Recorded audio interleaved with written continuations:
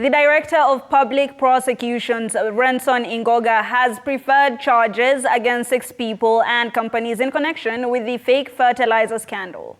They include officials from the National Cereals and Produce Board. This comes as the National Assembly is set to discuss the impeachment motion of Agriculture CS Mythica Linturi. George Maringa tells us more. The ghosts and echoes of corruption have once again hit the agriculture docket, this time in the Kenya Kwanza administration, if the latest fake fertilizer scandal is anything to go by. At the center of it this time is a cabinet secretary under siege with a looming impeachment motion in the National Assembly, just 1 year and 6 months in office, and 6 persons and companies of interest who the ODPP has preferred charges against.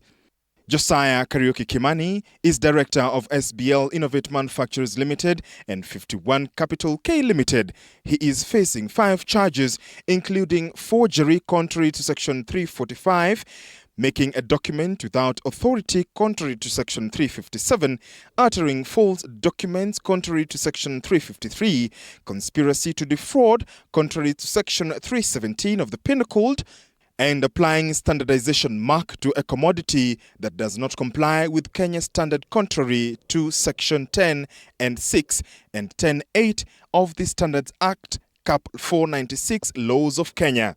Joseph Kimote, Managing Director of the National Cereals and Produce Board NCPB, is facing 2 charges: conspiracy to defraud contrary to Section 317 of the Penal Code and abuse of office contrary to Section 46. John Kiplangat Ngetich, the Corporate Secretary, National Cereals and Produce Board NCPB, faces 2 charges as well: conspiracy to defraud as well as abuse of office. John Mbaya Materi, Chairman, Business Committee of the National Cereals and Produce Board NCPB, also faces 2 charges: conspiracy to defraud as well as abuse of office.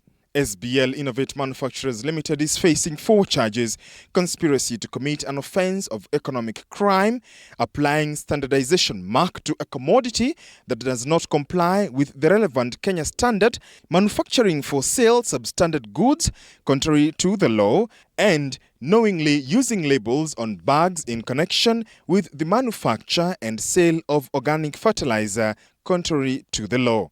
On the other hand, 51 Capital K Limited is also facing 4 charges: conspiracy to commit an offense of economic crime, applying standardization mark to a commodity, manufacturing for sale substandard goods, as well as knowingly using labels on bags in connection with the manufacture and sale of organic fertilizer.